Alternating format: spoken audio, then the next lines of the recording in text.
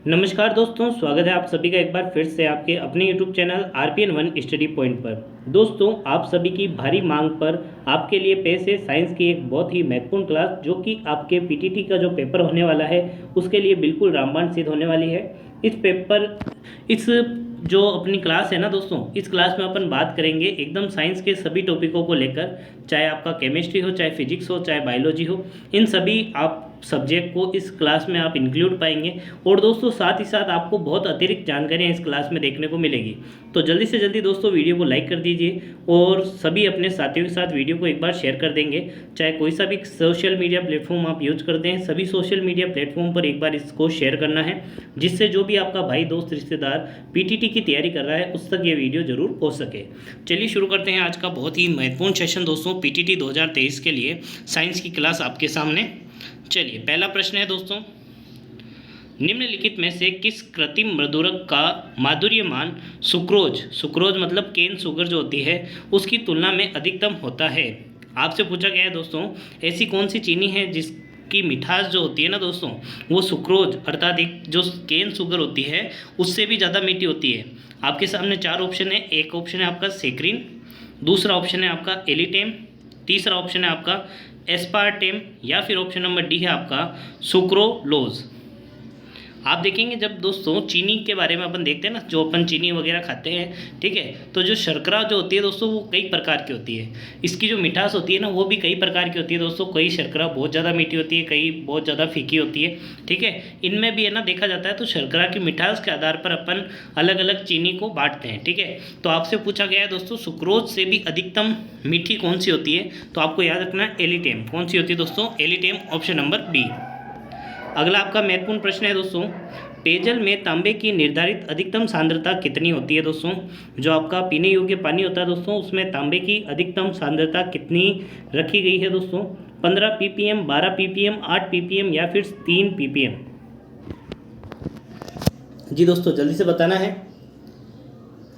चलिए याद रखना है दोस्तों, पेयजल में जो आपके तांबे की अधिकतम सांद्रता निर्धारित की गई है वो है आपके 3 ppm। कितनी है? आपके 3 ppm। अगला प्रश्न है दोस्तों, पानी में अस्थायी कठोरता का कारण है। आपको बताना है पानी में अस्थायी कठोरता का कारण क्या है दोस्तों? ऑप्शन ए है आपका कैल्शियम क्लोराइड, ऑप्शन बी है आपका सोडियम सल्फेट, ऑप्शन तीसरा है आपका सोडियम बाइकार्बोनेट, अर्थात ऑप्शन डी है आपका मैग्नीशियम बाइकार्बोनेट। जी दोस्तों, पानी की अस्थायी कठोरता का क्या कारण है, आपको जल्दी से बताना है दोस्तों। चलिए तो दोस्तों याद रखना है आपको, पानी में अस्थायी कठोरता का जो मुख्य कारण है वो है आपके मैग्नीशियम बाइकार्बोनेट, ऑप्शन नंबर आपका डी। अगला महत्वपूर्ण प्रश्न है आपका।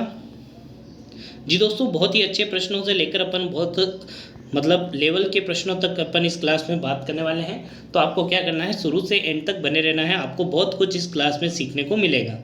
जल्दी से वीडियो को लाइक करके सभी साथियों के साथ एक बार शेयर कर देंगे दोस्तों, क्योंकि PTT के लिए आपको साइंस की क्लास प्रोवाइड कराई जा रही है। आराम से आप देखेंगे कि 3 से 4 प्रश्न आपको GK में साइंस के जरूर देखने को मिलेंगे, ठीक है।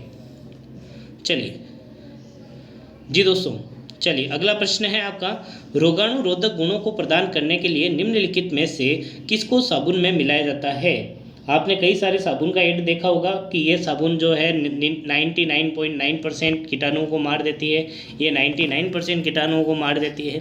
तो ऐसा कौन सा चीज़ है जो कि साबुन में मिलाई जाती है जिसके कारण वह जो है वो रोगाणु रोधक जो गुण है उसको प्राप्त कर लेती है? आपको बताना है दोस्तों, साबुन में ऐसी कौन सी चीज़ मिलाई जाती है। 4 ऑप्शन आपके सामने हैं, आसानी से आप पढ़कर आपको क्या देना है दोस्तों, उत्तर देना है। चलिए जल्दी से बताना है दोस्तों। जी दोस्तों, बात करें इसके सही उत्तर की, तो आपको याद रखना है जो आपके रोगाणुरोधक गुण को जो प्रदान करते हैं वो है आपके बाईथियोनल। कौन सी है? आपके बाईथियोनल। ये जो है दोस्तों अगर साबुन में मिला दिया जाता है ना तो ये कीटाणुओं को मारने का काम करती है, ठीक है। चलिए अगला प्रश्न है आपका, क्लोरीन का विरंजक जो गुण है दोस्तों निम्नलिखित में से एक की उपस्थिति में होता है। जल्दी से बताना दोस्तों, किसकी कौन सा ऐसा पदार्थ है या कौन सी ऐसी चीज़ है जिसकी उपस्थिति में क्लोरीन का विरंजक गुण उपस्थित होता है? ऑप्शन आपके सामने है, शुद्ध ऑक्सीजन, शुष्क वायु, नमी या फिर सूर्य का प्रकाश। जी दोस्तों, क्लोरीन का जो विरंजक गुण है वो आपको याद रखना है दोस्तों, ये नमी के अंदर होता है। किसके अंदर होता है? आपके नमी के अंदर होता है। Option number C. एक प्रश्न और पूछा जाता है दोस्तों, सूर्य के प्रकाश से आपको कौन सा विटामिन मिलता है? Vitamin D. कौन सा मिलता है? Vitamin D. विटामिन डी की कमी से कौन सा रोग हो जाता है? तो आपको याद रखना है रिकेट्स। कौन सा हो जाता है? रिकेट्स। ये आपको याद रखना है, कई बार पूछा जाता है। रिकेट्स रोग किस विटामिन की कमी से होता है? तो विटामिन डी की कमी से होता है। यदि किसी व्यक्ति की हड्डियां कमज़ोर हो रही है ना, तो उसको कौन सा विटामिन की कमी है दोस्तों? विटामिन डी की। इससे क्या होती है दोस्तों? अस्थियां जो है ना वो भंगुर प्रकृति की हो जाती है, आसानी से टूट जाती है यदि इंसान में विटामिन डी की कमी हो जाती है। सूर्य के प्रकाश से आपको विटामिन डी देखने को मिलता है। ठीक है, ये आपको ध्यान रखना है। विटामिन की बात चली है तो दोस्तों ये भी आपको याद रखना है, विटामिन ए जो है इसकी कमी से रतौंधी रोग होता है। क्या? कौन सा रोग होता है? रतौंधी रोग होता है। और विटामिन ए का जो सबसे अच्छा स्रोत होता है वो क्या होता है दोस्तों? गाजर। क्या होती है? गाजर। विटामिन ए की कमी से जो रोग होता है उसको कहते हैं अपन रतौंधी। इसमें जो सर्वाधिक जो प्रभावित अपना अंग होता है वो होती है मानव की आंखें। कौन सी होती है दोस्तों? मानव की आंखें। बी की कमी से कौन सा रोग होता है? बेरी रोग होता है। सी की कमी से कौन सा रोग होता है? तो स्कर्वी रोग होता है। कौन सा रोग होता है? स्कर्वी रोग होता है। इसमें मसूड़ों में सूजन या फिर जलन या फिर खून आना शुरू हो जाता है, स्कर्वी रोग। ये इस तरीके से आपको याद रख सकते हैं। बी की कमी से कौन सा रोग होता है? बेरी रोग होता है, आपको याद रखना है। डी की कमी से मैंने आपको बता दिया, रिकेट्स रोग होता है। ई जो होता है ना आपके, विटामिन ई जो होता है वो आपकी सुंदरता का विटामिन कहलाता है। कौन सा विटामिन कहलाता है? आपके प्रश्न पूछा जाता है सुंदरता का विटामिन किसे कहते हैं? तो विटामिन ई को कहते हैं दोस्तों। और एक होता है आपके विटामिन के। विटामिन के जो होता है वो किसके लिए सहायक होता है दोस्तों? ये आपके रक्त का थक्का, ब्लड क्लोटिंग में काम आता है। कौन सा विटामिन? आपके विटामिन के। कौन सा विटामिन काम आता है? विटामिन के क्या करता है दोस्तों? रक्त का थक्का जमाने में काम आता है। और रक्त का थक्का जमाने में काम आता है। साथ ही साथ दोस्तों एक अपने जो ब्लड होता है ना उसके अंदर प्लेटलेट्स भी पाई जाती है, वो भी अपने ब्लड में क्या जमा देती है दोस्तों? थक्का जमाती है। ये भी आपको याद रखना है। ठीक है, चलिए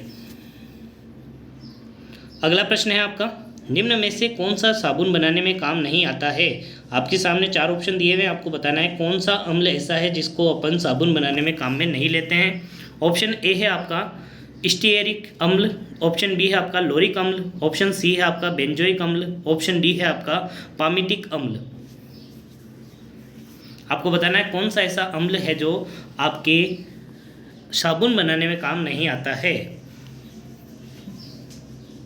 चलिए जी दोस्तों, बात करें इसके सही उत्तर की तो आपको याद रखना है बेंजोइक जो अम्ल होता है इसका उपयोग अपन साबुन बनाने में नहीं करते हैं। बाकी इन तीनों का उपयोग जो है वो अलग अलग साबुन बनाने में किया जाता है। ठीक है, चलिए अगला प्रश्न है दोस्तों, चांदी के बर्तन में यदि चांदी के बर्तन को हवा में कुछ दिन के लिए यदि खुला छोड़ देते हैं तो वो पदार्थ क्या हो जाता है दोस्तों? काला हो जाता है। क्या हो जाता है? काला हो जाता है। अब उसका कारण क्या है? उसका कारण क्या है ये आपको बताना है। ये जो रीट की परीक्षा है दोस्तों उसके अंदर पूछा गया था, बहुत ही इंपॉर्टेंट प्रश्न है, बहुत ही इंपॉर्टेंट प्रश्न है। रीट की परीक्षा में ये प्रश्न पूछा गया था। चांदी जो है दोस्तों उसको क्या रखते हैं दोस्तों? खुले रख देते हैं, तो आपको बताना है वो कुछ समय बाद में काली हो जाती है। वो किसके कारण काली हो जाती है? AgS के कारण, AgSO4 के कारण, Ag2S के कारण या फिर H2S के कारण? जी दोस्तों जल्दी से बताना है। चलिए याद रखना है दोस्तों, इसका जो सही उत्तर रहने वाला है वो है आपका ऑप्शन नंबर सी, Ag2S के कारण चांदी जो है वो काली हो जाती है। ठीक है, 1-2 प्रश्न और पूछे जाते हैं दोस्तों। विकृत गंधिता क्या होती है? विकृत गंधिता क्या होती है? तो जो अपने तले हुए पदार्थ होते हैं जैसे कि चिप्स कुरकुरे वगैरह जो होते हैं उसकी आप थैली खरीदते हैं तो आप देखते हैं उसमें चिप्स कम होती है, हवा ज़्यादा भरी रहती है। तो वो क्यों होती है दोस्तों? क्योंकि वो तली हुई चीज़ें हैं, जब वो वायु के संपर्क में आएगी तो वो खराब हो जाएगी। तो उसको बचाने के लिए अपन कौन सी गैस भरते हैं? उसमें नाइट्रोजन गैस भरते हैं। कौन सी गैस भरते हैं? नाइट्रोजन गैस भरते हैं, ये भी आपको पता होना चाहिए। ठीक है, जो ट्यूबलाइट होती है, जो तो आपने पुराने समय में जो ट्यूबलाइट वगैरह देखी होगी उसमें एक सफ़ेद गैस भरी होती है, उसको अपन क्या कहते हैं दोस्तों? वो भी आपको याद रखना है। एक अक्रिय गैस उसके अंदर भरी जाती है, उसको अपन कहते हैं आर्गन। कौन सी कहते हैं दोस्तों? आर्गन कहते हैं, ये भी आपको याद रखना है। साथ ही साथ दोस्तों चीज़ों को रखने में अगर प्रश्न पूछा जाए तो सोडियम और पोटेशियम इन दो चीज़ों को अपन किसके अंदर रखते हैं, तो केरोसिन के अंदर रखते हैं। ये भी आपको याद रखना है। केरोसिन के अंदर क्यों रखते हैं, तो यदि इनको वायु की उपस्थिति में खुला रखेंगे तो ये क्या पकड़ लेंगे दोस्तों, आग पकड़ लेंगे। ये भी आपको याद रखना है। चलिए अगला प्रश्न है आपका, एक रिक्त स्थान है जिसमें आपको बताना है कौन सा ऐसा है जिसके बीज द्वारा एक दूध जैसी सामग्री बनाई जा सकती है। बहुत ही इंपॉर्टेंट प्रश्न है दोस्तों। चना, मक्का, जौ और सोयाबीन। ये जो प्रश्न है दोस्तों, सीईटी जो आपका ग्रेजुएशन का हुआ है, सीईटी आपका जो 10+2 का हुआ है, साथ ही साथ दोस्तों अभी जो हाल ही में रीट के जो पेपर हुए हैं उनसे जो भी आपके इंपॉर्टेंट प्रश्न बनते हैं उनको इस पेपर में इंक्लूड किया गया है। चलिए याद रखना है दोस्तों, एक ऐसा जो आपका पदार्थ है जिसके बीज द्वारा दूध जैसी सामग्री बनाई जा सकती है वो है आपका सोयाबीन। कौन सा है दोस्तों, ऑप्शन नंबर डी, सोयाबीन। चलिए अगला प्रश्न है आपका, मधुमक्खी के जहर में कौन सा अम्ल होता है। बहुत ही इंपॉर्टेंट है दोस्तों। मधुमक्खी का अम्ल जो होता है, मधुमक्खी का जो डंक होता है उसमें कौन सा अम्ल होता है, ये आपसे बार बार पूछा जाता है। मधुमक्खी के डंक के अलावा आपसे पूछ सकते हैं नेटल का जो डंक होता है उसमें भी कौन सा आपका अम्ल होता है। तो ये जो दोनों डंक होते हैं दोस्तों, इसमें जो अम्ल होता है वो होता है आपके फार्मिक अम्ल। कौन सा होता है, आपके फार्मिक अम्ल होता है। ये आपको याद रखना है, ठीक है। मधुमक्खी का डंक पूछ ले चाहे नेटल का डंक पूछ ले, इसमें कौन सा होता है, आपके फार्मिक अम्ल होता है। ये आपको याद रखना है। एसिटिक अम्ल किसके अंदर होता है, तो सिरके के अंदर होता है। किसके अंदर होता है, सिरके के अंदर होता है। ये आपको याद रखना है, ठीक है। साथ ही साथ दोस्तों और अगर इसके बारे में अपन बात करें तो आपको टमाटर का भी पूछा जाता है। किसका, टमाटर का भी पूछा जाता है। तो टमाटर के अंदर कौन सा अम्ल पाया जाता है, ऑक्जेलिक अम्ल। ऑक्जेलिक अम्ल पाया जाता है, ठीक है। और एक आपको याद रखना है दही का, दही या फिर खट्टा दूध या फिर अपन छाछ भी बोल सकते हैं। इसके अंदर आप कौन सा आपके अम्ल मिलेगा ये आपको जल्दी से कमेंट करके बताना दोस्तों। दही के अंदर कौन सा अम्ल होता है, ठीक है। तो आपको ये याद रखना है लैक्टिक अम्ल पाया जाता है। किसके अंदर, दही के अंदर कौन सा अम्ल पाया जाता है, लैक्टिक अम्ल पाया जाता है। दूध को दही कौन जमाता है, तो लैक्टोबैसिलस जो आपके विषाणु है, जीवाणु जो है वो आपके क्या जमाता है, दूध से दही जमाने का काम करता है, ठीक है। ये आपको याद रखना है। दूध से संबंधित यदि आपका कोई भी प्रश्न आता है और उसके ऑप्शन में जो उत्तर है उसकी शुरुआत लैक्ट से होती है तो वही आपका आंसर रहने वाला है। जैसे कि दोस्तों दूध से दही कौन जमाता है, तो लैक्टोबैसिलस, ठीक है। दूध में जो खट्टा दूध होता है अर्थात दही जो होता है उसके अंदर कौन सा आपके अम्ल होता है, तो लैक्टिक अम्ल होता है। इसी प्रकार से यदि पूछे दूध में आप जो मात्रा नापते हैं उसको जो यंत्र है उसको क्या कहते हैं, अपन लैक्टोमीटर कहते हैं। क्या कहते हैं, लैक्टोमीटर कहते हैं। तो दूध का जो वैज्ञानिक नाम होता है वो आप इसी तरीके से याद रख सकते हो। लैक्ट जो है दूध का आंसर रहने वाला है, ठीक है। चलिए दोस्तों अंत तक बने रहना है आपको, ठीक है। ये जो क्लास है ये आपको पीटीटी के लिए बहुत कुछ सिखा के जाएगी। ना सिर्फ पीटीटी के लिए अपितु आगामी जो भी परीक्षाएं हैं जिसमें आपके लिए साइंस के प्रश्न पूछे जाते हैं, बहुत ही महत्वपूर्ण क्लास रहने वाली है। चलिए, चारकोल शुद्ध पदार्थ से रंग निकालने के लिए प्रयोग किया जाता है। ये किस प्रक्रम के द्वारा कार्य करता है, आपको बताना है। चारकोल जो है वो किसी पदार्थ से रंग निकालने के लिए कार्य किया जाता है। अब ये जो चारकोल है किसी पदार्थ से रंग तो निकाल देता है, लेकिन ये जो है वो कार्य कैसे किया जाता है तो ये आपको बताना है।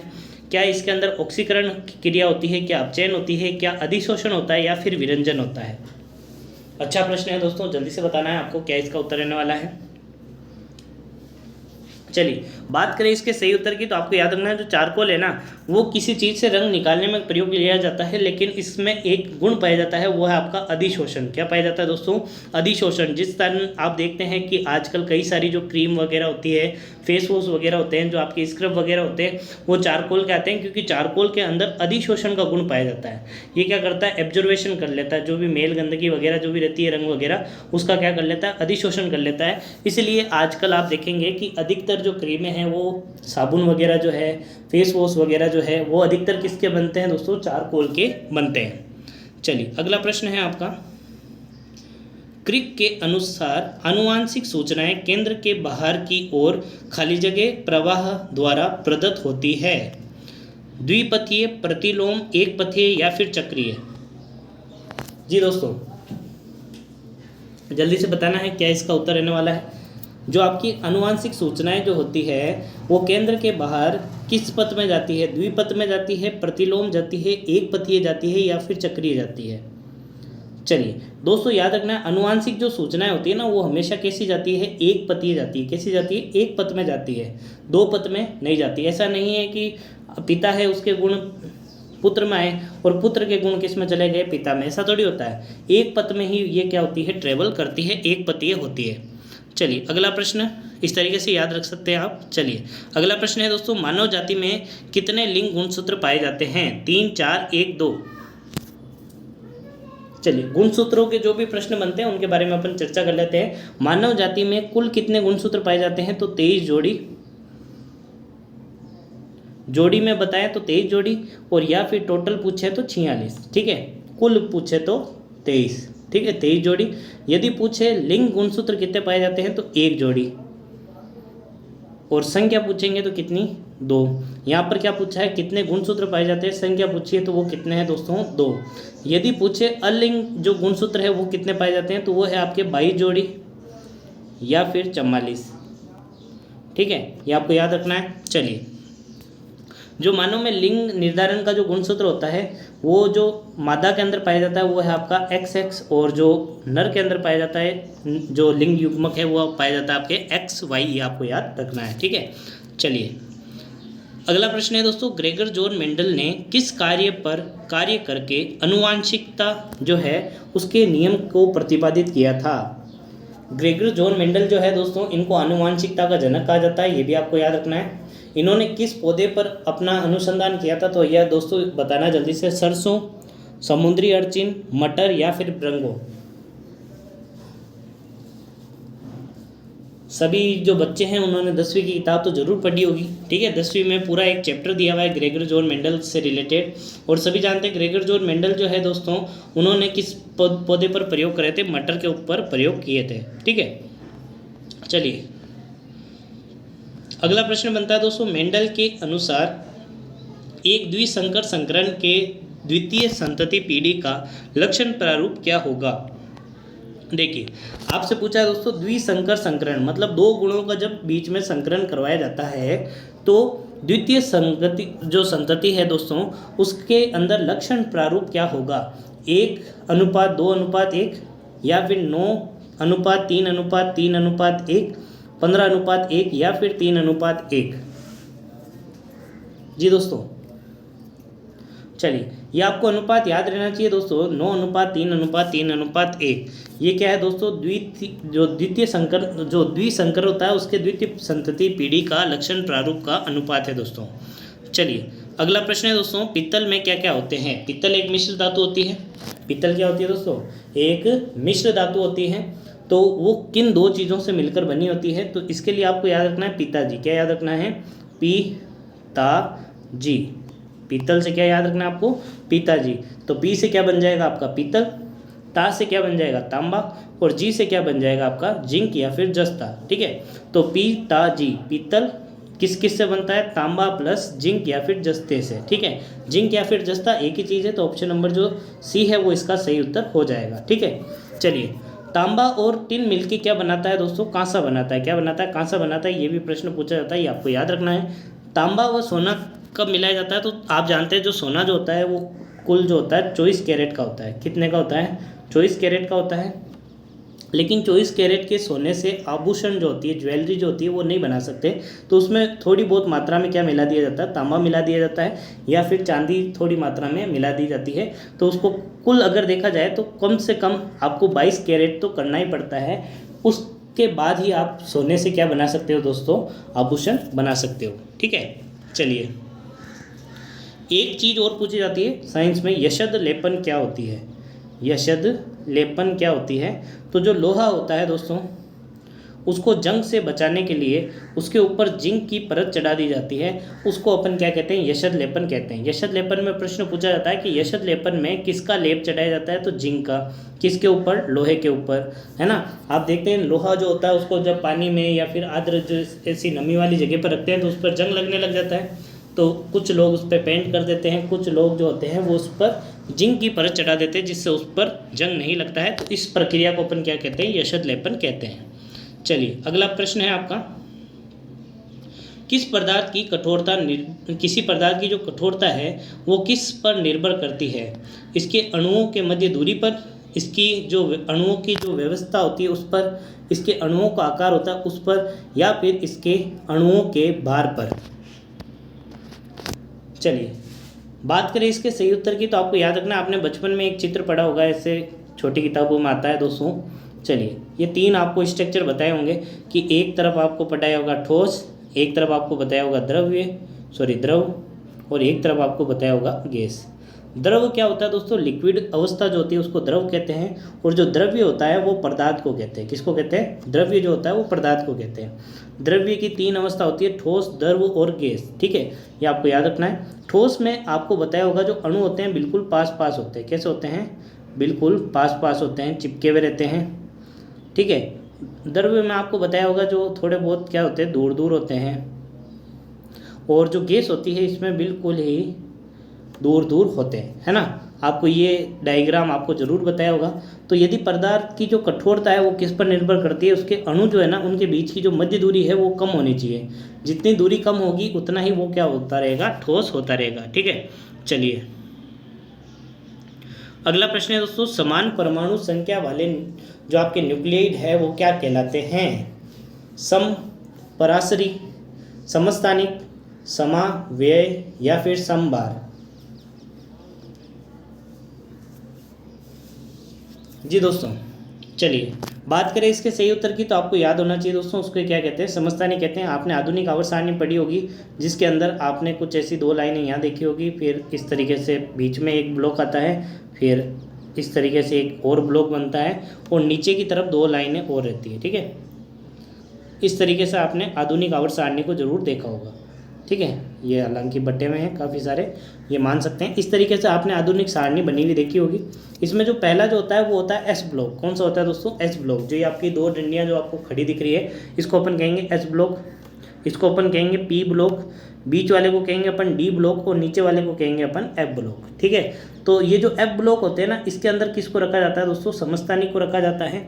समस्थानिक में क्या होता है दोस्तों? परमाणु जो संख्या होती है ना वो बराबर होती है। परमाणु संख्या क्या होती है? तो किसी भी पदार्थ जो होती है, किसी भी तत्व के अंदर उपस्थित प्रोटॉनों की संख्या को ही क्या कहते हैं? आपके परमाणु संख्या कहते हैं। आप जानते हैं जो भी कोई परमाणु होता है उसका एक तो नाभिक होता है, और जो बाहर जो कक्षक होती है उसके अंदर क्या चक्कर लगाते हैं दोस्तों? इलेक्ट्रॉन चक्कर लगाते हैं। तीन तत्व पाए जाते हैं, एक तो न्यूट्रॉन, एक प्रोटॉन और एक आपका इलेक्ट्रॉन। इलेक्ट्रॉन के ऊपर माइनस चार्ज होता है, प्रोटॉन के ऊपर पॉजिटिव चार्ज होता है, और न्यूट्रॉन जो होता है वो न्यूट्रल होता है। इसके ऊपर ना तो कोई पॉजिटिव चार्ज होता है ना नेगेटिव चार्ज होता है। तो बात करें दोस्तों इलेक्ट्रॉन, तो इलेक्ट्रॉन तो आपके कहाँ पर चक्कर लगाते हैं? नाभिक के चारों ओर चक्कर लगाते हैं। जैसे कि सूर्य के चारों ओर ग्रह चक्कर लगाते हैं, उसी तरीके से इलेक्ट्रॉन जो है वो आपके नाभिक के चारों ओर चक्कर लगाते हैं। और प्रोटॉन और न्यूट्रॉन दोस्तों कहाँ होते हैं? तो वो आपके नाभिक में होते हैं। ये भी आपको याद रखना है। तो यदि किसी परमाणु के दो ऐसे परमाणु जिनमें प्रोटॉनों की संख्या समान है तो उसको अपन क्या कहते हैं? समस्थानिक कहते हैं। ये आपको याद रखना है। ठीक है, चलिए अगला प्रश्न है दोस्तों, निम्नलिखित में से कौन रासायनिक परिवर्तन का उदाहरण है? आपको बताना है कौन सा ऐसा उदाहरण है जो कि रासायनिक परिवर्तन का उदाहरण है। पहला जो प्रश्न है दोस्तों, प्रिज्म से गुजरने वाला सफ़ेद प्रकाश का 7 रंगों के प्रकाश में विक्षेपित होना। आप जानते हैं जिस प्रकार से इंद्रधनुष बनता है, सफ़ेद प्रकाश के अंदर 7 कलर के रंग होते हैं। ठीक है, जब उसको प्रिज्म से गुजारा जाता है तो वो 7 रंगों में बट जाता है। वो 7 रंग कौन कौन से? आपके VIB, विब, ग्योर। ठीक है, तो R से रेड, O से ऑरेंज, Y से येलो, G से ग्रीन, B से ब्लू, I से इंडिगो और V से वॉयलेट। ठीक है, बैंगनी, गहरा नीला, आसमानी, हरा, पीला, ऑरेंज और लाल, ये 7 कलर पाए जाते हैं। चलिए अगला जो ऑप्शन दे रखा है वो है आपका नमक का पानी में घुलना। दूसरा है आपका पकाए जाने पर सब्जी का गर्म होना, या फिर ऑप्शन नंबर डी है आपका गीली मिट्टी का दीपक सूखने पर भंगुर हो जाता है। आपको बताना है कौन सा रासायनिक परिवर्तन का उदाहरण है। चलिए जल्दी से बताना है दोस्तों। जी दोस्तों, बात करें इनमें जो दिए गए ऑप्शन है उसमें आपके रासायनिक परिवर्तन का उदाहरण कौन सा है? तो वो है आपका ऑप्शन नंबर सी। कौन सा है दोस्तों? ऑप्शन नंबर सी, पकाए जाने पर सब्जी का गर्म होना। ठीक है, क्योंकि देखो रासायनिक परिवर्तन की जो भी आप उदाहरण देखोगे तो वो क्या होते हैं दोस्तों? रिवर्सेबल नहीं होते हैं। कैसे नहीं होते? रिवर्सेबल नहीं होते। जैसे कि प्रिज्म के बाद में आपने 7 रंगों में उसको बांट दिया, अभी मैं इसका डायग्राम अगर बनाऊँ, ये मेरा एक प्रिज्म है, इसको मैंने यहाँ से लाइट डाली तो ये 7 रंगों में बढ़ जाएगी। ठीक है, इसके सामने मैंने एक और प्रिज्म रख दिया उल्टा।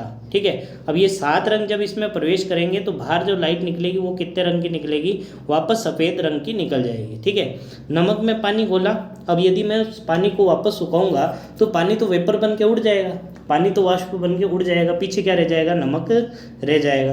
तो देख सकते हैं ये जो दोनों अभिक्रिया आप देख पा रहे हैं वो कैसी है दोस्तों, रिवर्सेबल है। रिवर्सेबल का मतलब क्या होती है दोस्तों, इसको अपन वापस उलट के प्राप्त कर सकते हैं। ठीक है, लेकिन दोस्तों बात करें रासायनिक परिवर्तन का उदाहरण कौन सा है, तो वो है आपका ऑप्शन नंबर सी, पकाए जाने पर सब्जी का नरम होना।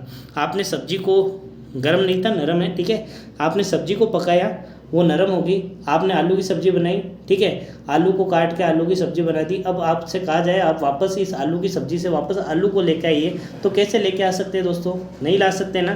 तो यही कैसा है दोस्तों, रासायनिक परिवर्तन का उदाहरण है। चलिए अगला प्रश्न है आपका, अगला है आपको भौतिक परिवर्तन का एक उदाहरण बताना है। ठीक है, भौतिक परिवर्तन जो है रासायनिक परिवर्तन का उल्टा हो जाएगा। तो देखिए, दूध से दही जमाना, तो चलिए दूध से दही तो जमा सकते हैं, लेकिन क्या दही से वापस दूध ला सकते हैं आप, नहीं ला सकते, है ना। तो ये कैसा है, रासायनिक परिवर्तन, ये कैसा है, रासायनिक परिवर्तन है। मोमबत्ती का जलना, अब मोमबत्ती अगर जल रही है दोस्तों, तो मोमबत्ती जल गई, मोम पिघलना। देखो 2 तरीके से मोमबत्ती का पूछा जाता है। एक तो मोमबत्ती का जलना क्या होता है दोस्तों, रासायनिक परिवर्तन होता है, बहुत इंपॉर्टेंट है, कई बार पूछा गया है। मोमबत्ती का जलना कैसा होता है, रासायनिक परिवर्तन। और मोम का पिघलना, अगर सिर्फ पूछा जाए मोम का जो पिघलना है वो कौन सा गुण है, तो वो आपके भौतिक परिवर्तन है। कौन सा परिवर्तन है, भौतिक परिवर्तन है, रासायनिक परिवर्तन नहीं है। इसको आप नोट करके लिख लीजिए, मोमबत्ती का जलना रासायनिक परिवर्तन होता है, जबकि मोमबत्ती का पिघलना वो एक कैसा परिवर्तन होता है, भौतिक परिवर्तन होता है। क्योंकि जब आप देखते हैं मोम पिघलती है और जब आप उसको वापस ठंडा करते हैं तो वापस मोम बन जाती है, जबकि मोमबत्ती को आप जला रहे हो तो वो तो जल के बिल्कुल ख़त्म हो गई। क्या उससे वापस मोमबत्ती बना सकते हो आप, नहीं बना सकते, ये रासायनिक परिवर्तन है। चांदी के बर्तन का काला पड़ना, अब ये देखेंगे तो ये भी आपके कैसा है, अभी आपने देखा था कि जो चांदी जो है उसके बर्तन को खुली हवा में रखते हैं तो Ag2S के कारण वो कैसी पड़ जाती है, आपके काली पड़ जाती है। ठीक है, तो ये कैसा है आपका रासायनिक परिवर्तन। जबकि जो चीनी को है उसको जब पानी में घोलते हैं तो पानी को वेपर बन के जब उड़ा दिया जाता है तो वापस क्या बच जाती है, आपके चीनी बच जाती है। तो पूछा गया है आपसे भौतिक परिवर्तन, इसका जो उत्तर रहने वाला है वो है आपका ऑप्शन नंबर डी, चीनी का पानी में घुलना। अगला प्रश्न है दोस्तों, जी दोस्तों बिल्कुल मैराथन क्लास आज की रहने वाली है, बहुत ही अच्छी क्लास आपके लिए रहने वाली है, बहुत चीज़ें आपको सीखने को मिलेगी। परीक्षा से पहले यदि आप इस क्लास को देख के चले जाते हैं तो दोस्तों आपके 2 से 3 नंबर तो पक्के हो जाएंगे। ठीक है, सभी जो साइंस के टॉपिक है उन सभी को, जो साइंस के सब पार्ट होते हैं उन सभी को इसमें अपन ने कवर किया है। ठीक है, अगला प्रश्न है आपका, जिंक के साथ सोडियम हाइड्रोक्साइड की अभिक्रिया करने से क्या बनता है। 4 ऑप्शन आपको दे रखे, आराम से इनको पढ़ना है और बताना है क्या इसका उत्तर रहने वाला है।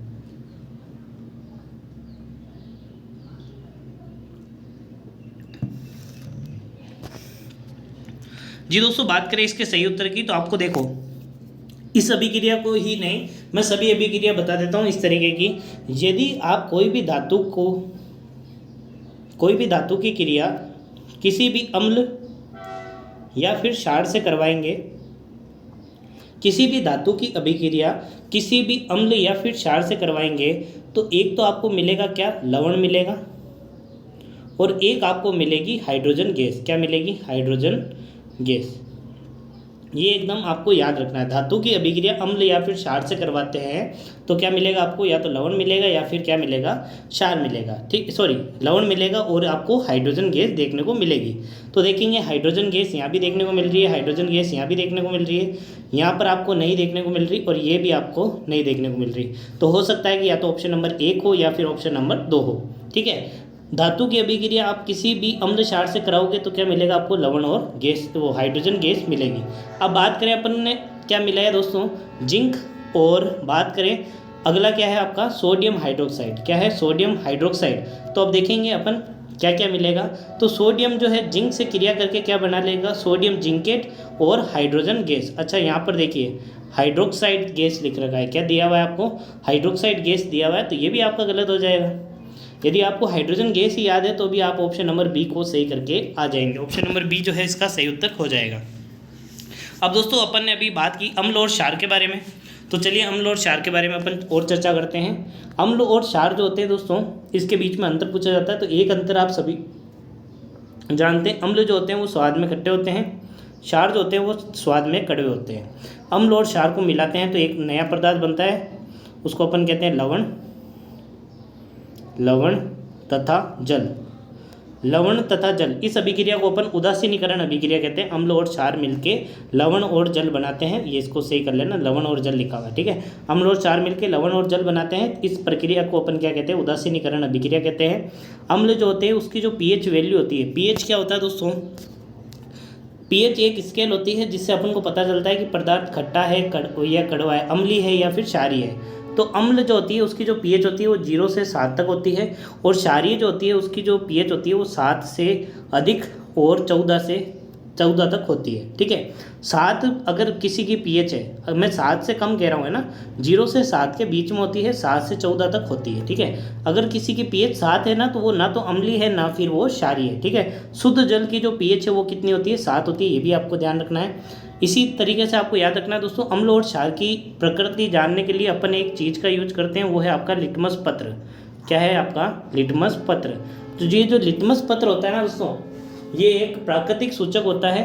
ये 2 कलर में पाया जाता है, एक तो होता है आपका, देखिए मूल रूप से तो ये किस कलर का होता है, नीला कलर का होता है। कैसा होता है, नीला कलर का होता है, और यदि इस पर कुछ चीज़ अपन डालते हैं तो वो कैसा हो जाता है, लाल हो जाता है। अब ये नीला लाल कब चेंज होते हैं, तो आपको ये याद रखना है, अनिल। क्या याद रखना है, अनिल याद रखना है। अनिल से कैसे याद रहेगा, अ से अनिल, अ से अम्लीय। अम्ल जो होते हैं वो नीले लिटमस को लाल कर देते हैं। क्या होते हैं दोस्तों, अम्ल जो होते हैं वो नीले लिटमस को लाल कर देते हैं। अगर नीला लिटमस है तो उसके ऊपर अगर अपन अम्ल डालेंगे तो वो कैसा हो जाएगा, लाल हो जाएगा। और यदि क्षार जो है दोस्तों उसको लाल लिटमस पर डालेंगे तो वो कैसा हो जाएगा, नीला हो जाएगा। ये भी आपको पता होना चाहिए। चलिए जी दोस्तों, प्रश्नों की संख्या भले ही कम हो आज अपन, लेकिन फिर भी आपको आज कम से कम 100 से अधिक नए प्रश्न सीखने को मिलेंगे, ठीक है। चलिए, संवेग का एसआई मात्रक क्या होता है, आपके सामने 4 ऑप्शन दे रखे हैं, kg/m प्रति सेकेंड, kg मीटर स्क्वायर पर सेकेंड स्क्वायर, kg मीटर पर सेकेंड स्क्वायर, या फिर kg पर मीटर क्यूब। आपसे पूछा गया दोस्तों संवेग का एसआई मात्रक क्या होता है, तो ये आपको याद रखना है। संवेग का जो एसआई मात्रक आपसे पूछे तो आपको करके आना है दोस्तों, केजी मीटर पर सेकेंड, ठीक है। ये आपको याद रखना है। इसको आप जो -1 होता है ना, इसको इस तरीके से भी लिखा जा सकता है, केजी मीटर पर सेकेंड, ठीक है।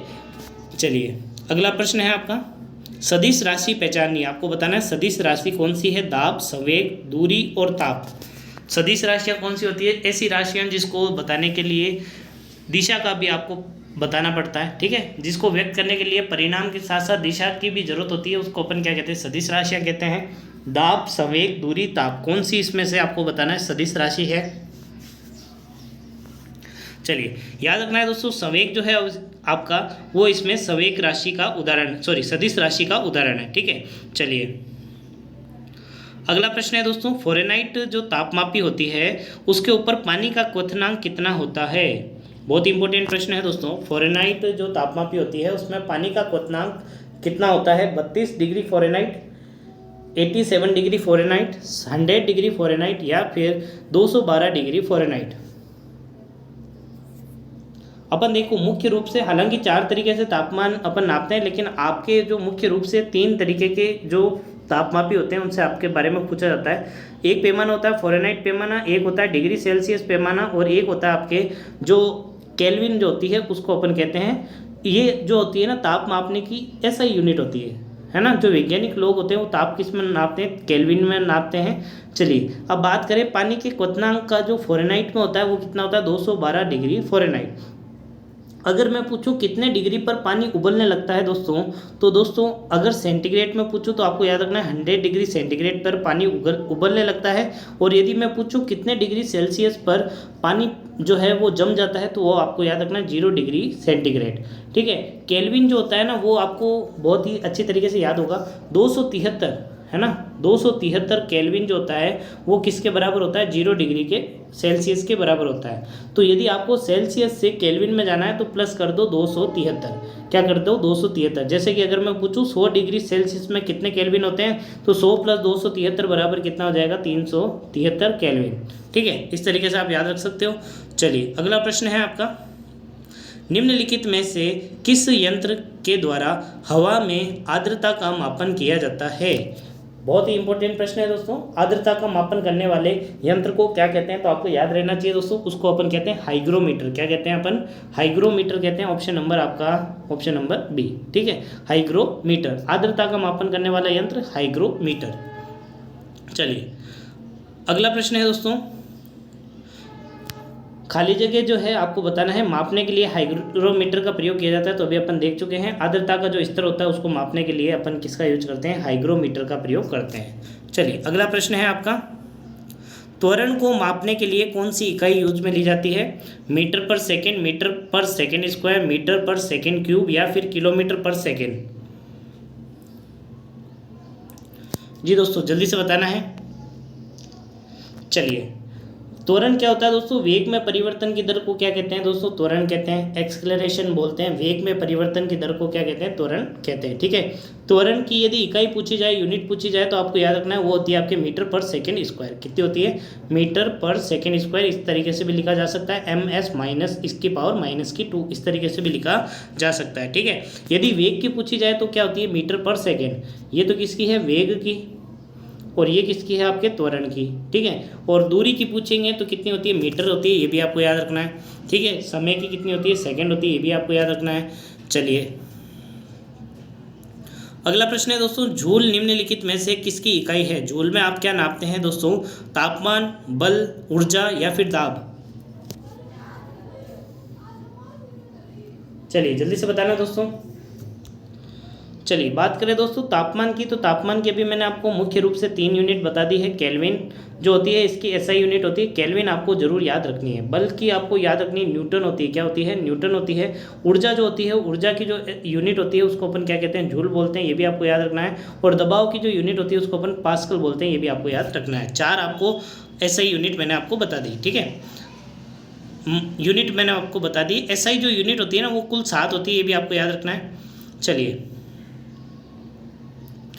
आपेक्षिक घनत्व को मापने के लिए प्रयोग में ली जाने वाली इकाई क्या है। आपेक्षिक घनत्व को किससे नापते हैं, आपके सामने ऑप्शन है, ग्राम पर घन centimetre, moles per litre, Newton पर वर्ग मीटर या फिर कोई इकाई नहीं। ये प्रश्न बार बार पूछा जाता है दोस्तों, लेकिन अब क्या बच्चे के मन में परेशानी रहती है कि अपेक्षिक घनत्व है, किसी चीज़ में तो नापा जाता होगा, लेकिन आपको याद रखना अपेक्षिक घनत्व जो है इसकी जो इकाई है दोस्तों वो कोई नहीं होती। ऑप्शन नंबर डी इसका सही उत्तर रहने वाला है। चलिए मोल जो है वो किसका मात्रक है दोस्तों, जल्दी से बताना है। मोल जो है वो किसका मात्रक है, ज्योति तीव्रता का, द्रव्यमान का, पदार्थ की मात्रा का या फिर लंबाई का। जी दोस्तों लंबाई का मात्रक क्या होता है, मीटर होता है, ये आपको याद रखना है। पदार्थ की मात्रा का जो यूनिट होती है वो क्या होती है, मोल होती है। द्रव्यमान को आप किस में नापते हैं, केजी किलोग्राम में नापते हैं। और ज्योति तीव्रता को आप किस में नापते हैं, तो कैंडेला में नापते हैं, ये आपको याद रखना है। ठीक है, ऑप्शन नंबर आपका जो मोल जो है वो आपके ऑप्शन नंबर सी का सही उत्तर हो जाएगा। अगला प्रश्न है आपका, एसआई पद्धति में समय का क्या मात्रक होता है। बहुत ही सरल है दोस्तों, याद रखना है, सेकेंड होता है। क्या होता है, सेकेंड होता है। अगला प्रश्न है दोस्तों, मानव शरीर में किस हार्मोन को आपातकालीन हार्मोन कहते हैं। बहुत ही इंपॉर्टेंट प्रश्न है दोस्तों। थायरोक्सिन, इंसुलिन, एड्रेनलिन या फिर प्रोजेस्टेरोन। मानव शरीर का ऐसा कौन सा हार्मोन है जो कि आपातकालीन हार्मोन कहलाता है। चलिए दोस्तों याद रखना है, बहुत बार पूछा जा चुका है। आपातकालीन हार्मोन जो होता है वो आपके होता है एड्रेनलिन। कौन सा होता है, एड्रेनलिन, ऑप्शन नंबर सी। अगला प्रश्न है दोस्तों, अग्नाशयी रस जो होता है इसमें कौन सा एंजाइम होता है जो इमल्सिफाइड वसा को तोड़ता है। चलिए जल्दी से बताना है दोस्तों। ऑप्शन आपके सामने है, लाइपेज, पेप्सिन, ट्रिप्सिन या फिर अमाइलेज। जल्दी से बताना है दोस्तों, इमल्सिफाइड वसा को तोड़ने का कार्य किस एंजाइम द्वारा होता है, और ये एंजाइम किस में पाया जाता है? तो दोस्तों याद रखना है, ये एंजाइम आपके अग्नाशयी रस में पाया जाता है। ऑप्शन नंबर आपका ये इसका जो आंसर है वो रहने वाला है दोस्तों लाइपेज। क्या रहने वाला है? लाइपेज एंजाइम जो है वो दोस्तों वो इमल्सिफाइड वसा को तोड़ने का कार्य करता है। चलिए अगला प्रश्न है दोस्तों, निम्नलिखित में से कौन सा सुमेलित नहीं है, आपको बताना है। चलिए डीपीटी टीका, डोट्स जो होता है वो क्षय रोग है, एड्रेनलिन एक हार्मोन है, रक्त समूह सर्वदाता। हालांकि जो थोड़ा जो ऑप्शन है वो मिसप्रिंट है, ठीक है। कौन सा रक्त समूह दे रखा है वो आपको नहीं बताया गया है, लेकिन कुछ गलत ही दिया होगा क्योंकि डीपीटी एक टीका होता है, डोट्स एक क्षय रोग के लिए होता है, एड्रेनलिन एक हार्मोन है, ये तीनों सही है। तो सर्वदाता जो समूह होता है, देखिए रक्त जो होता है उसको अपन 4 कैटेगरी में बांटते हैं, ए बी और ओ। इसमें पूछा जाए सर्वदाता कौन होता है तो ओ होता है, और सर्वग्राही मतलब वो किसी से भी खून ले सकता है तो वो कौन होता है दोस्तों? A B. अर्थात किसी का खून ए बी है तो उसके किसी तरीके का भी मतलब ए बी या फिर ओ तीनों टाइप या फिर ए बी वाले का भी रक्त इससे चढ़ सकता है, ठीक है। यदि लेकिन किसी के ओ वाला है ना तो इसको सिर्फ कौन दान देगा? ओ ही दान देगा, बाकी ये किसी से नहीं ले सकता, लेकिन ओ इन तीनों को दे जरूर सकता है, ठीक है। ये आपको याद रखना है। हालांकि ओ डीपली जाए तो आपको याद रखना है सर्वदाता समूह होता है ओ माइनस, कौन सा होता है? ओ माइनस होता है, और सर्वग्राही कौन सा होता है? तो ए बी प्लस होता है, ठीक है। चलिए अगला प्रश्न है आपका, निम्नलिखित जो आपके ऑप्शन है उनको आपको सुमेलित करना है। जल्दी से आपको देखो सुमेलित करना है। पहला जो आपको ऑप्शन दे रखा है वो है आपका वर्दी हार्मोन, दूसरा इंसुलिन, तीसरा टेस्टोस्टेरोन और चौथा है आपका प्रोजेस्टेरोन। एक तरफ आपको दे रखा है नर में लैंगिक लक्षणों का जो नियमन है, तो नर में जो आपके हार्मोन पाया जाता है वो कौन सा पाया जाता है? दूसरा है आपके अंगों में वृद्धि को प्रेरित करना, तीसरा है मादा का एक जो लैंगिक लक्षणों का नियमन है वो किसके द्वारा किया जाता है, और रक्त में शर्करा का जो स्तर है वो नियमन किसके द्वारा किया जाता है? तो अपन सभी जानते हैं जो रक्त में जो शर्करा है इसका जो नियमन है वो इंसुलिन के द्वारा किया जाता है, ये तो आप जानते ही हैं, ठीक है। अंगों में वृद्धि को प्रेरित करना, वृद्धि से अभी अपन को पता चल रहा है वृद्धि से वृद्धि हार्मोन, तो इसका उत्तर 1 वाला हो जाएगा, ठीक है। इंसुलिन अपन ने देख लिया। टेस्टोस्टेरोन जो होता है वो नर में पाया जाता है, किस में पाया जाता है? आपके नर में पाया जाता है, और प्रोजेस्टेरोन किस में पाया जाता है? आपके मादा में पाया जाता है, ठीक है।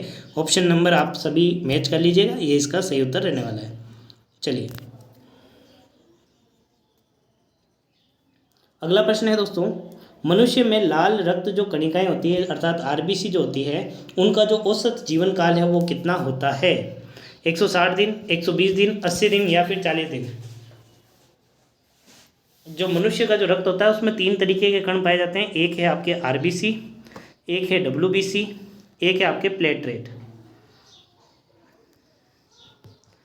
आरबीसी जो होता है वो हीमोग्लोबिन जो होता है उसके ट्रांसफ़र करने में काम में आता है, ठीक है। जो रक्त का जो परिसंचरण होता है उसमें जो ऑक्सीजन का जो परिसंचरण होता है रक्त के द्वारा वो किसके द्वारा होता है दोस्तों? आरबीसी के द्वारा होता है।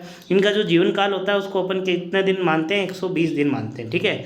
वाइट ब्लड सेल जो होती है वो अपने शरीर में कोई भी ऐसा कण जो कि अपने शरीर के लिए हानिकारक होता है उससे लड़ने के लिए कौन काम करता है? आपके डब्ल्यूबीसी काम करता है, ये भी आपको याद रखना है।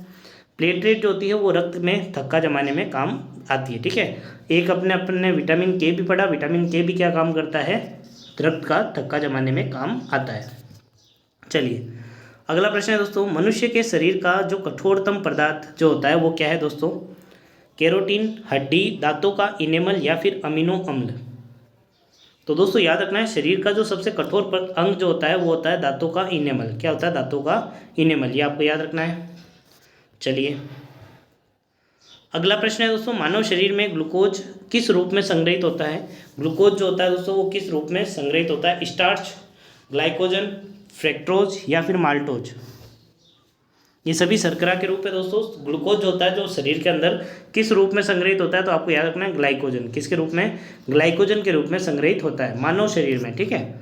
चलिए अगला प्रश्न है दोस्तों, कार्सिनोमा संबंध रखता है। कार्सिनोमा का संबंध किससे है दोस्तों? त्वचा एवं म्यूकस झिल्ली का जो असाध्य ट्यूमर होता है उससे। ऑप्शन नंबर बी है आपका संयोजी ऊतक का बिनायर ट्यूमर, या फिर ऑप्शन नंबर सी है इनमें से कोई नहीं, या फिर ऑप्शन नंबर डी है आपका प्रवाहकीय ऊतक का असाध्य ट्यूमर। चलिए आपको सीधा सीधा ये याद रखना है दोस्तों, कार्सिनोमा जो है दोस्तों वो आपके किस किस के बीच में होता है, तो त्वचा और जो आपके म्यूकस झिल्ली होती है ना उसके बीच में जो असाध्य ट्यूमर जो होता है उसको अपन क्या कहते हैं, कार्सिनोमा कहते हैं। ये आपको याद रखना है। चलिए साथ साथ में नोट्स भी बनाते हुए चलना है दोस्तों। अगला है दोस्तों, लाल रक्त कणिकाओं को किस नाम से जाना जाता है? बिम्बाणु, पल्स, आरबीसी या फिर डब्ल्यूबीसी। बिल्कुल सरल सा प्रश्न है ये, तो इसी तरीके से पूछा गया था। चलिए याद रखना है दोस्तों, इसको अपन क्या कहते हैं, आपके आरबीसी कहते हैं, ये आपको याद रखना है। चलिए,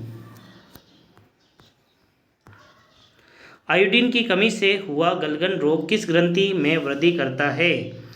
प्यूटिट्री, एड्रिनलिन, थायराइड या फिर पेरोटिड। तो दोस्तों बात करें इसके सही उत्तर की, तो आपको याद रखना है मानव का जो गला होता है ना उसके अंदर इस तरीके से एक ग्रंथि पाई जाती है। ठीक है, इस तरीके से एक ग्रंथि पाई जाती है जो कि आपके गले के दोनों तरफ रहती है। इस ग्रंथि का नाम है आपके थायराइड ग्रंथि। कौन सी है? थायराइड ग्रंथि। इसकी जो कमी हो जाती है ना थायरोक्सिन हार्मोन की, ये आयोडीन की जो मात्रा होती है ना उसका निर्धारण करती है। इसकी कमी से क्या हो जाता है दोस्तों, गलगंड या फिर गेंगा रोग हो जाता है। गलगंड का ही दूसरा नाम क्या है? गेंगा रोग है। ये भी आपको याद रखना है। चलिए अगला प्रश्न है दोस्तों, मानव शरीर की सबसे छोटी ग्रंथि कौन सी है? लार ग्रंथि, यकृत ग्रंथि, प्यूटिट्री ग्रंथि या फिर थायराइड ग्रंथि। चलिए याद रखना है दोस्तों, सबसे छोटी ग्रंथि यदि पूछी जाए तो वो है आपके पीयूष ग्रंथि, प्यूटिट्री ग्रंथि। ठीक है, यही आपका ऑप्शन दिया हुआ है, तो ये याद रखना है। प्यूटिट्री ग्रंथि जो पीयूष ग्रंथि है वो कहाँ पाई जाती है? आपके मस्तिष्क में पाई जाती है। मटर के दाने के समान ये होती है, ये भी आपको याद रखना है। थायराइड ग्रंथि आपने देख लिया जो होती है गले के अंदर। ठीक है, और ये जो यकृत जो होता है ये अपन कह सकते हैं कि अमाशय के जस्ट पास में पाया जाता है। ये शरीर की सबसे बड़ी ग्रंथि है, ये भी आपको याद रखना है। चलिए, निम्न में से कौन सी ग्रंथि जो है आंखों से जो आंसू आते हैं उसका स्रावित करती है? जी दोस्तों, पीयूष, अवटु, अग्नाशय या फिर लेक्ट्रीमल।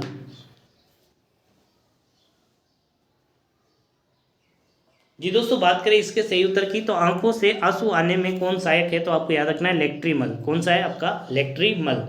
चलिए अगला प्रश्न है आपका, मानव शरीर की सबसे छोटी हड्डी कौन सी है? बहुत इंपॉर्टेंट प्रश्न है दोस्तों। नाखून, जबड़ा, स्टेपिस या फिर नाक। हड्डी पूछा है तो याद रखना है सबसे छोटी हड्डी होती है आपके स्टेपिस। कहाँ पाई जाती है? कान में पाई जाती है। सबसे बड़ी हड्डी होती है आपके फीमर। कहाँ पाई जाती है? जांग में पाई जाती है। ठीक है, चलिए अगला प्रश्न है दोस्तों, मादा जनन हार्मोन कौन सा है? मादाओं के अंदर जो जनन हार्मोन होता है वो कौन सा है? रिलैक्सिन, प्रोजेस्टेरोन, एस्ट्रोजन या फिर उपयुक्त सभी।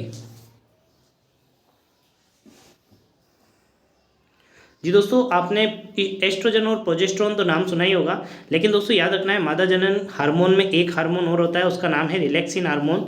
तो दोस्तों उपयुक्त सभी इसका सही उत्तर रहने वाला है। ठीक है, जिस तरीके से भी अपन ने देखा कि जो नर जनन तंत्र है उसका जो हार्मोन होता है उसका नाम है आपके टेस्टोस्टेरोन। ठीक है, उसी तरीके से मादा के अंदर रिलैक्सिन, प्रोजेस्टेरोन, एस्ट्रोजन ये तीनों पाए जाते हैं। चलिए अगला है आपका, लार में कौन सा एंजाइम पाया जाता है? रेनिन, टेनिन, टाइलिन या फिर रेजिन। जी दोस्तों, बात करें इसके सही उत्तर की, तो आपको याद रखना है लार में आपके टाइलिन एंजाइम पाया जाता है। Option number C. अगला प्रश्न है आपका, मनुष्य के शरीर में पाचन का अधिकांश भाग किस अंग में संपन्न होता है? देखिए, पाचन तंत्र से संबंधित कई सारे जो प्रश्न हैं उसको मैं इसी प्रश्न में अपन कवर कर लेते हैं। जो मानव का जो भोजन का जो पाचन है वो कहाँ से शुरू होता है? मुख से शुरू होता है, ये आपको याद रखना है। कौन सा ऐसा अंग है जिसके अंदर पाचन नहीं होता है? तो वो आपको याद रखना है ग्रसनी या फिर ग्रास नलिका। ठीक है, ऐसा कौन सा अंग है जिसके अंदर आपको पानी का अवशोषण होता है? तो वो है आपके बड़ी आंत। सबसे अधिक जो पाचन होता है वो कहाँ होता है? छोटी आंत में होता है। भोजन को जो प्रोटीन का जो पाचन होता है ना उसके लिए अम्लीय माध्यम प्रदान करना होता है। खाने को कैसा करना पड़ता है? अम्लीय करना पड़ता है। तो वो अम्लीय माध्यम कहाँ पर होता है? तो वो आमाशय में होता है। आमाशय में कौन सा अम्ल पाया जाता है? HCl अम्ल पाया जाता है, जिसको अपन हाइड्रोक्लोरिक एसिड कहते हैं। ठीक है, इसी को अपन हिंदी में जठर रस के नाम से भी जानते हैं। ठीक है, जो अपने पेट के अंदर पाया जाता है तो अपन उसको जठर रस कहते हैं। पाचन कहाँ से शुरू हुआ? मुख से, ठीक है। मुख में क्या क्या होते हैं? दांत होते हैं। कितने होते हैं? 32 होते हैं। मनुष्य में जो दांत होते हैं वो कितने होते हैं दोस्तों? 32 होते हैं। किस प्रकृति के होते हैं? तो द्विबारदंती होते हैं। कैसे होते हैं? द्विबारदंती। द्विबारदंती का मतलब होता है 2 बार दांत आते हैं, ये भी आपको याद रखना है। दांतों को कितने भागों में बांटा गया है? 4 भागों में। कौन कौन सा? कृंतक, दूसरा है रदनक, तीसरा है चवर्णक और चौथा है आपके अग्र चवर्णक। ये 4 प्रकार के दांत होते हैं। एक आपके मुंह में जीभ होती है जो कि आपके स्वाद बताने में काम में आती है, साथ ही साथ खाने को वो क्या करती है? अंदर धकेलने का काम करती है। फिर जो खाना है वो ग्रास नली के अंदर जाता है। ग्रास नली में कुछ भी पाचन नहीं होता है दोस्तों। फिर जो खाना है वो कहाँ चला जाता है? आमाशय में जाता है। आमाशय के अंदर भोजन को कैसा कर दिया जाता है? खट्टा कर दिया जाता है, अम्लीयता प्रदान की जाती है। उसके बाद जो भोजन है वो कहाँ जाता है? छोटी आंत में जाता है। छोटी आंत में सर्वाधिक पाचन होता है। छोटी आंत में जब भोजन प्रवेश करता है तो 2 तरीके के उसमें रसायन मिलते हैं। एक आपको यकृत से पित्त रस मिलता है। यकृत जो है इससे कौन सा रस निकलता है? तो पित्त रस निकलता है। कौन सा रस निकलता है? पित्त रस निकलता है। और एक अग्नाशय से अग्नाशयी रस निकलता है, ये भी आपको याद रखना है। फिर जो भोजन है बड़ी आंत में चला जाता है और बड़ी आंत से फिर वो भोजन है जो मलाशय के द्वारा, मल द्वार और उस द्वारा अपन को क्या कर देते हैं दोस्तों? बाहर निकाल देते हैं। चलिए, जितने भी प्रश्न थे आपको ध्यान से सुनने हैं दोस्तों, बहुत ही अच्छा आपको बताया गया है। जो अगर पाचन तंत्र से प्रश्न आएगा तो लगभग इनसे पूछ लिया जाएगा। चलिए, निम्नलिखित में से कौन सा ऐसा एंजाइम है जो कि अग्नाशय से संबंधित नहीं है? अब देखिए, अग्नाशय से संबंधित कौन सा एंजाइम नहीं है? लाइपेज, एमाइलेज, ट्रिप्सिन या फिर टाइलिन। अग्नाशय से संबंधित नहीं है तो याद रखना है दोस्तों, लाइपेज, एमाइलेज और आपके जो ट्रिप्सिन है, ये तीनों जो एंजाइम है ये किससे संबंधित है? आपके अग्नाशय से संबंधित है, ये आपको याद रखना है। चलिए, अगला है दोस्तों, मानव शरीर में फेफड़े कहाँ पर होते हैं? जल्दी से बताना है दोस्तों, फेफड़े कहाँ पर होते हैं? उदरीय गुहा में, मुख गुहा में, हृदयावरण गुहा में या फिर वक्षीय गुहा में? इस तरीके के प्रश्न आते हैं, बच्चे कंफ्यूज हो जाते हैं। शुद्ध इतनी हिंदी लिखी रहती है तो आपको याद रखना है। कई बार पूछा जाता है फेफड़े कहाँ पर होते हैं, तो आपको याद रखना है वक्षीय गुहा में होते हैं। कहाँ होते हैं? वक्षीय गुहा में होते हैं। चलिए, अगला प्रश्न है आपका, मानव में कितने मेरु तंत्रिका युग्म पाए जाते हैं? 37, 31, 12 और 10। जी दोस्तों, याद रखना है, मानव में मेरु तंत्रिका युग्म कितने पाए जाते हैं? 31, 31, ठीक है। 32 दांत होते हैं और 31 कितने क्या पाए जाते हैं? मेरु तंत्रिका युग्म पाए जाते हैं।